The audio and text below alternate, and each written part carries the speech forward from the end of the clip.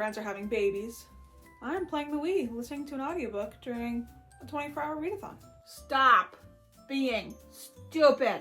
I've made some executive decisions and I feel sleepy. I'm just getting lost in the sauce of my brain.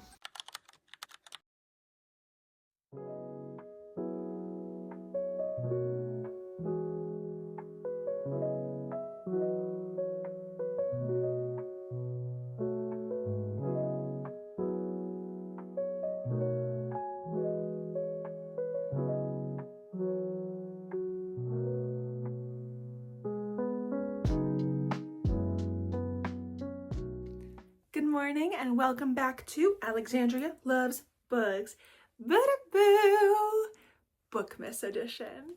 As you saw, I started a 24-hour timer because that's right, we're doing a 24-hour readathon. It's our bread and butter over here. If you saw by the title, you know that we are here today to tackle my 2025 TBR, the 25 books that I want to read in 2025, and clearly our time is running out. Here are all of the books on this TBR.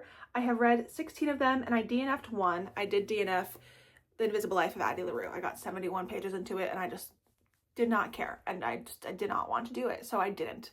But I'm counting that as like read because I gave it a shot and it just wasn't for me. We read 17, which is awesome. That's over halfway, which is good because we're way over halfway into the year. That means we have 8 books to read before the end of the year. So here they all are. At least I own all of them. That's, you know, a step in the right direction. We got Off to the Races by Elsie Silver, One for My Enemy by Olivie Blake, Sounds Like Love by Ashley Poston, Magnolia Parks by Justa Hastings, Betting on You by Lynn Painter, By a Thread by Lucy Score, Binding 13 by Chloe Walsh, and Say You'll Remember Me by Abby Jimenez. So let's see if I can finish my 25 books I want to read in 2025 in 24 hours. Should I have done 25 hours? Because, you know, 25, 25, 25. Maybe, but I'm not going to. Good girl. Are you going to sit with me? Yeah. As you saw, I started off by reading Off to the Races by Elsie Silver. I was already like 50 or so pages into this before we started the timer this morning. And I've read another 50 pages. I'm on chapter 11, page 102 out of 350. If I'm not mistaken, this is Elsie Silver's first published book. And as you know, if you know me, my favorite author is Elsie Silver. So of course, I need to read her first series. I don't expect it to live up to Chestnut Springs and Rose Hill series because this was her first book, you know, and so I know that she's probably improved. And based on my thoughts so far, I think she's definitely gotten better since this book for sure, but I really want to get to read her entire backlist. So this book, it's in Ruby Creek, a new small town, or I guess not new, it's old, but it's new to me, and it's following Vaughn and Billy. Vaughn is definitely like a trust fund kid. His family is very successful and rich. They have 2 family businesses. There's a mining business, and then there's the Gold Rush Ranch that his grandfather ran. But his grandfather recently had a heart attack and passed away, and also a huge scandal came about, which I haven't learned about yet, that caused his ranch to like be suspended from competing in races because they have racehorses. Vaughn has now taken over the ranch to try to build it back up in honor of his grandfather because his grandfather was like a dad to him. And so then he hires Billy Black to train his best but most stubborn racehorse. And they immediately get off on the wrong foot, but I think they fall in love, if I had to guess. So far, I'm not loving this book. I'll be so honest with you, I'm not. Within the first 50 pages already, it was so sexual. Like, he is just lusting after her the minute he sees her. I don't like Vaughn, and I'm really hoping that there's going to be a great character arc that we see throughout this book, because in the beginning, he is just so arrogant and entitled and a jerk, to say the least. There's definitely stronger words I could use. I'm excited to see with this horse, Dee. I already love Dee. He's my favorite character so far. And then as you saw, I do have an audiobook going, and that is One for My Enemy by Olivie Blake. I started this a few days ago. I'm on page 122. And let me just say, the ending of Act 2 was not expecting that. This is an urban fantasy in New York City with rival witch families, and it's inspired by Romeo and Juliet. Kind of crazy. I've been putting this off for so long that I was like, why don't I just listen to the audiobook? And so I have about 7.5 hours left of the audiobook. And so as you saw, I listened to this while I made my breakfast, and this will be my go-to listen while I have to do things that make me not able to physically read. I don't know if I'm actually going to finish this in this readathon, but I'll definitely make progress on it. That's for sure. I am listening to the audiobook on Everent, and this video is not sponsored by them, but I do have an affiliate link if you're interested. If you click the link in my description, you can get a 30-day free trial with 3 audiobook unlocks. They have millions of titles. And then if you do end up purchasing a subscription, they have, I think, 2 options. One where you could get 1 audiobook a month, or ebook. They also have ebooks. With other, you can get 3 audiobooks a month. I have the subscription where I get 3. So if you do purchase one of those subscriptions, you are directly supporting me, which I would greatly appreciate if you end up doing that. So just shout out to them. I really like that you get a lot of audiobooks for your buck, you know? But again, not sponsored, but I do have that affiliate link if you're at all interested. Let's get back to this racehorse ranch.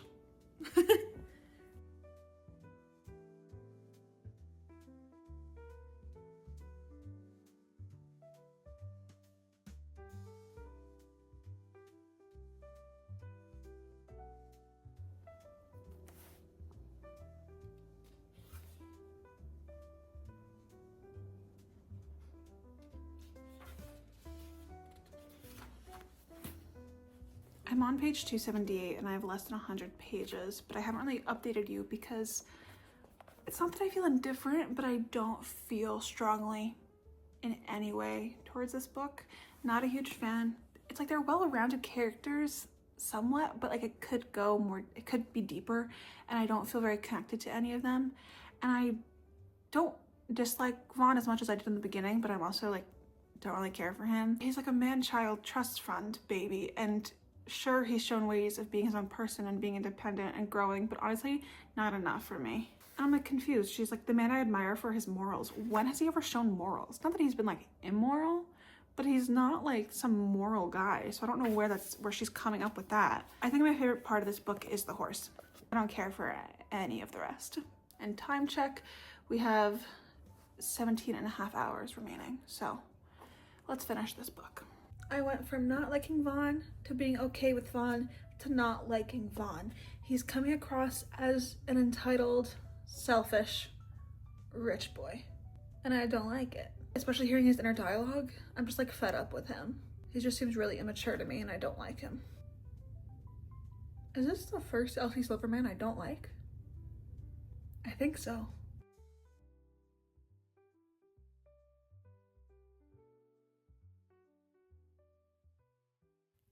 We have 16 hours remaining and I finished Off to the Races, book 1 of this readathon, and 1 more book crossed off the 25 books I want to read in 2025. It feels good, but also this is me starting a new series, which is not good, but it's fine. It's fine, I'm enjoying myself. And then I kept my bookmark in where the novella starts, just so that's saved whenever in the future I want to get to that book. I think I'm gonna rate this a 3-star. It's not like a bad book. Definitely not my favorite from her. That's for dang sure. She's definitely improved and grown as an author. I don't like Vaughn. I hate what he did for the 3rd act conflict, and I feel like the resolution didn't fix anything for me. Like, it was nice and all, but I don't love them together. I feel like their relationship is mainly physical. There's a lot of spice in this book, but there's also a lot of not spice in this book. But even in those moments, they're just like thinking lustfully about each other, which is like fine, but it's not making me like love them or like see why they love each other, you know? Like, it just doesn't feel like love. It just feels like, well, you're good in the sack, so I want to stay with you, and I love that about you. So like, I just didn't love it. Now here is the remaining books on this TBR. I don't think I'm gonna read Binding 13. I really want to read it, but it's a really chunky book with really small print, and I just don't think it'll be a good reading experience if I read this in a readathon. I want to be able to like actually enjoy it and take my time with it and not feel like I'm rushing to get through it. So I'm thinking of doing a shorter book. I think I'm gonna read Sounds Like Love by Ashley Poston next. I love her books. Her magical realism is so fun. They always I feel like I get a lot of depth out of her books. I know not everyone loved the novel Love Story. I didn't love the romance in that book, but I loved that book. I don't even remember the main character's name. Elsie? What's her name? Elsie, I remembered. I loved her story in this, and I cried because I connected with her so much. So I've heard mixed things about Sounds Like Love, but there was mixed things about A Novel Love Story. So maybe I will love this one too. There has not been an Ashley Poston book that I've read that I haven't loved. From what I think I know about this book, this follows Joni. Is that how you say her name? I don't know. She's this huge songwriter in LA, but she has like writer's block, and then she moves to North Carolina. Oh, it's her hometown. Fun. She's hoping that being there will spark her inspiration for her. But when she gets there, nothing is how she left it. And then she hears a melody in her head, which belongs to a musician with an emptiness of his own. Surely he's a figment of her overworked imagination. Then a very real man shows up. He's arrogant and guarded, not at all like the sweet, funny voice in her head, and he has a plan for breaking their inconvenient telepathic connection, finish the song haunting them both, and hope they don't risk their hearts or their secrets in the process. Because that melody, the one drawing them together, what if it's there for a reason? I'm struggling right now. I'm 58 pages into Sounds Like Love, and we have 14 and a half hours remaining. And I've gotten to the point of the readathon where I feel a little slumpy. I feel a little uncomfortable. I don't want to be sitting in this chair.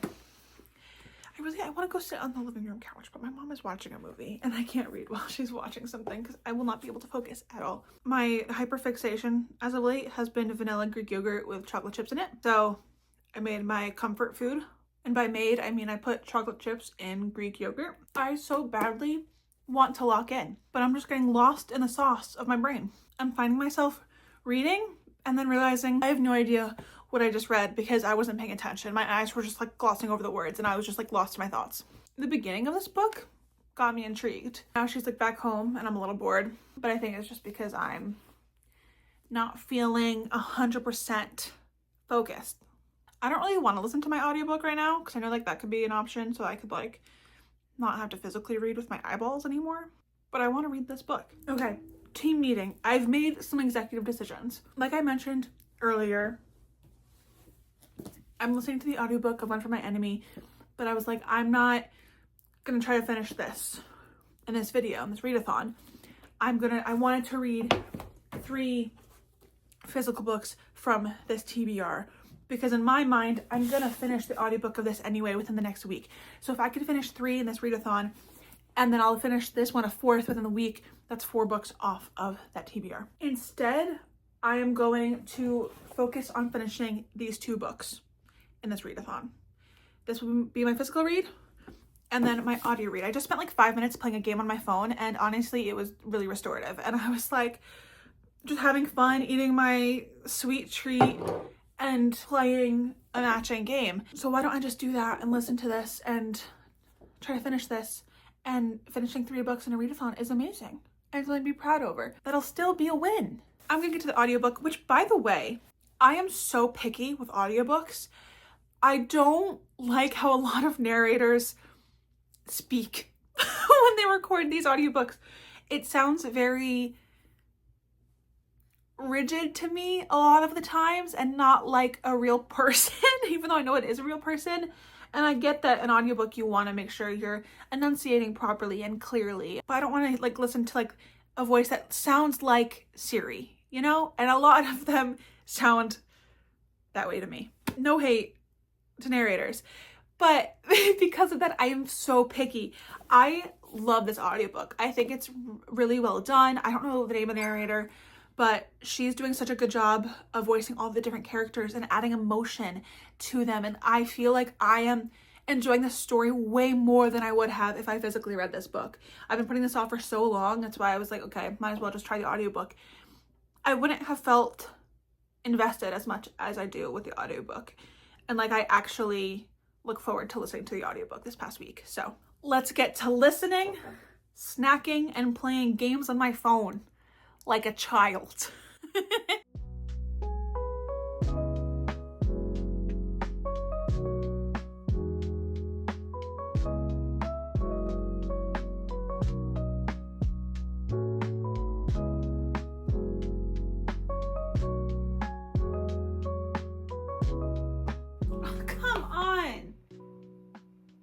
This game is rigged. Also, with what's happening in the book right now, we still have like 6 hours left, and what's happening right now feels like a big climax type of action that would happen near the end of a book. So I'm really confused where this book is gonna go and where it's gonna take me, mentally, emotionally, psychologically. Just a 25-year-old teenager playing the Wii and listening to her romantasy book. My peers are getting married. My friends are having babies. I'm playing the Wii, listening to an audiobook during a 24-hour readathon. You know? Life looks different for everyone. And there's nothing wrong with that. I won. I beat the computers. I've got things going for me. I'm going places, kid, okay? We have just over 11 hours remaining. I'm back on the couch. Pearlie's over there. You can't see her. She's gonna be my reading nighttime buddy. I'm gonna try to sit out here for as long as I can tonight. Right now, I feel like I could stay up until 9:28 when the timer's done. But give me a few hours and I bet that will change. I made a lot of progress listening to the audiobook of One for My Enemy. I'm on page 242. It was definitely a nice break to not be reading with my eyeballs, but I think now it's 10:22, so I think at least until midnight I want to read Sounds Like Love. I'm in the mood to binge it. Again, that could so easily change quickly, but I'm gonna try. Will this be the first readathon in so long that I actually read pretty much in 24 hours straight? That would be impressive. It's been a while since we've done that. I realized I didn't tell you anything about my thoughts on the book. Whoops. The story is definitely very different from any fantasy I've read before. It's romantasy, but I would say it's more fantasy than romantasy. Like, the romance is not your typical romance. It does not follow your typical storyline. Honestly, I have no idea if this is going to be happy ending or not. I don't see how it could be, but I don't know. These characters are kind of crazy because they're willing to fight to the death. A lot of crazy stuff is going on, and I have no idea where it's gonna go. It's not my favorite book, but I am enjoying it. I think I liked more of the stuff that happened near the beginning half of the book. Now that it's more like revenge type plots or subplots, it's not my favorite. But I don't dislike it either. That's all I got for you. There's not many thoughts happening up in here. It's only been 30 minutes since I last talked to you, and I feel sleepy.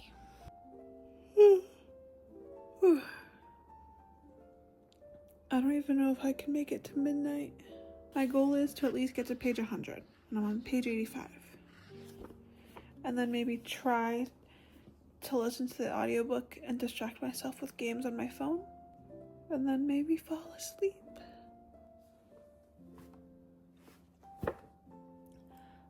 Page 91. And I gotta go to sleep. I'm just rereading sentences or not understanding the words that my eyes are looking at. I'm jealous of Pearl. She's curled up all cozy and sleeping. This book is interesting. I like the plot of them like being in each other's heads and like hearing each other and being able to talk through their thoughts. I think that's really unique and interesting. 11:27 p.m. and I've still got 10 hours. I was really hoping I'd get down to 8 hours remaining. I think I'm gonna go to sleep. I'm gonna wake up at 7 a.m. and I'm gonna crack open the books and I'm gonna read. Okay, good night.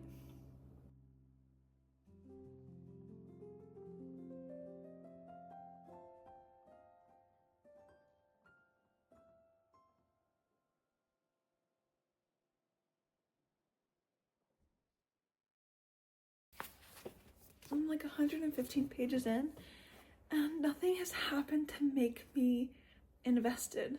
I'm bored. I like the premise, I like the plot, but I need things to like start happening. because I don't feel like reading this. I've made progress. I'm on page 160, but I'm so tired. Bro woke me up at 6:30 this morning, which is good because then I started reading, but it's 9:30 and I want to take a nap. It's a little more interesting now that our male main character, as it says on the back of the book, goes to her, and now they're about to try to like work on the song to try to figure out how to like get out of each other's heads. And I'm gonna take her out and maybe some cold fresh air will just, you know, smack some life in me.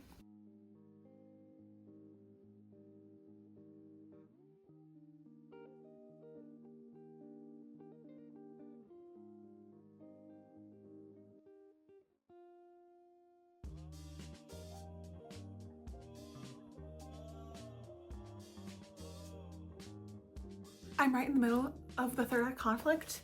At least that's what I think this is. Page 293. I can't really say any details because that would be called a spoiler, and I don't do those here. But I don't like what Joni just did without consulting Sasha. And the result of that, I'm like, it's not right. It's not, like, my heart is racing. Anyway, we have just over 2 hours remaining. I'm really hoping I can finish this with about 1 hour remaining. And then I'm really hoping in that last hour I can finish One for My Enemy. But we'll see, we'll see. I gotta get back to reading. I'm really like sad. I have not been that invested throughout most of this book, and now what's happening here, I'm like, oh no.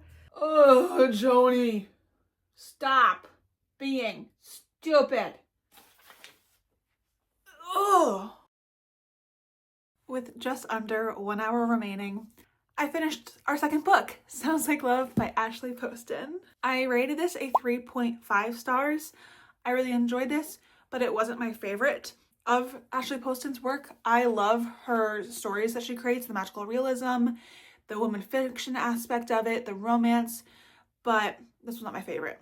I found Joni and Sasha really cute together. I liked their story and the things that they like work through their journey together. I really enjoyed seeing them work through that stuff mentally with each other and on their own. I didn't like super connect with any of the characters, but I did like the whole, I don't know, theme, idea, or topic of, you know, she moved away from home across the country to LA to follow her dreams, and she comes back and it's, you know, people, not that they moved on because they still are supportive of her, they're all in each other's lives, but they're not, like, life is not the same as you left it before you moved it across the country, and realizing like, okay, what do I want? And that's something that I connected to. I moved to LA to pursue my dreams of acting, and I moved back to my hometown, and it's a weird thing of like analyzing the work that I did out there, the work that I didn't get to do that I wanted to do, my purpose here now with my dreams. What even are my dreams? How can I still pursue them? How do I, like, it's overwhelming because it's such a big thing, and it's just a lot. It's like that I connected to and I related to, and I really like the conversations that Joni had with her mom about like the us that we aren't because of the paths we didn't take, but we still are happy with the paths that we took in our life because that was the right choice each, you know, when we had to make those choices. People can have dreams, goals, desires, wants for themselves that do contradict each other, and there's going to be a regret or just curiosity of like what life could have been. And so just like all of those discussions I really enjoyed. I have about 50 pages left in One for My Enemy. The audiobook, it says I have 1 hour and 21 minutes left at 1.5 speed, and I could do it at 2 times speed, but in order to like actually follow along, I'll need to like read it as the audiobook is going. I don't really want to do that because my brain is tired. So I think I'm going to listen to the entire thing. So I'll go over the 1 hour remaining by 20 minutes or so. And I think I'm going to play more Mario Party, as you've seen me do many times in this video. And I just want to relax and listen to the rest of One for My Enemy and play games on the Wii.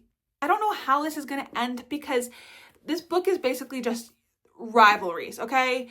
And one side does something to the other side, and then the other side is like, I need vengeance or revenge or whatever, and it's just like back and forth, but then there's love and there's hate and it's sketchy deals and illegal activity. Every time I think something happens where I'm like, oh, like that's like crossed the line, so like they're gonna figure out how to end this. I don't know how they're gonna end it, but they're gonna end it, right? No, they keep going, these two families, the Fedorovs and the Antonovs. So I don't know what's gonna like be the point to make this rivalry stop, if this rivalry will even stop or can be stopped. I don't know, because it's been going on for a long time and with a lot of different family members. Anyway, let's finish this readathon. It's been going on for too long.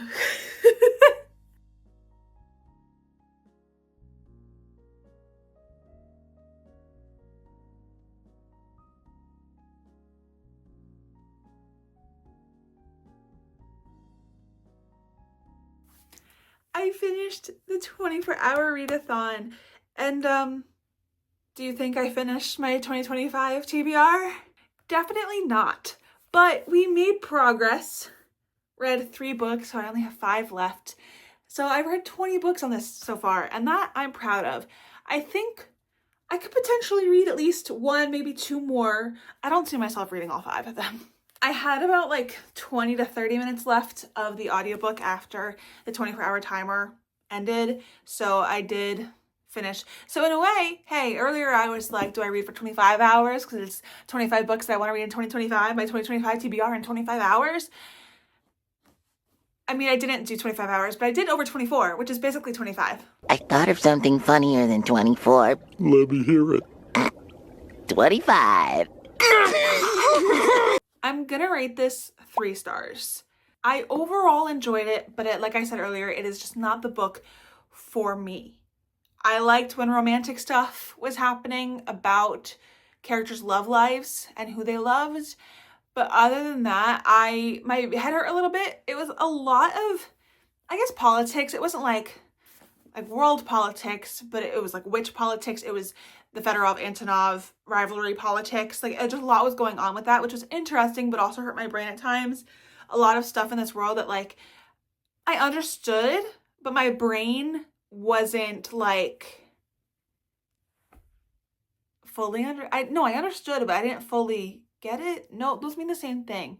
I don't know. Does that make any sense? I understood, but I didn't understand. I don't dislike the characters. Oh, there's some that I do, but I don't particularly like them either.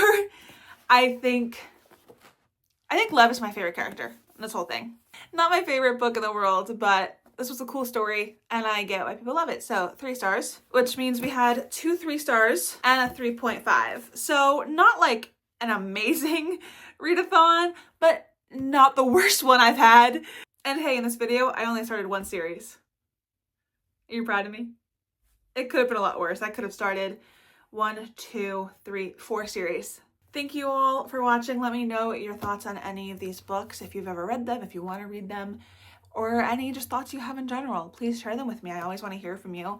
If you like this video, please subscribe, like this video, and I hope you are enjoying Bookmas. I'm having so much fun doing my pre-filming, doing my prepping, my editing, my planning. It's been a lot of fun and I'm excited, and this version of me doesn't know how it's going to turn out yet. So I hope I'm making me proud with how they turn out. Thanks for watching. I love you all, and I will see you in the next Bookmas video. Bye!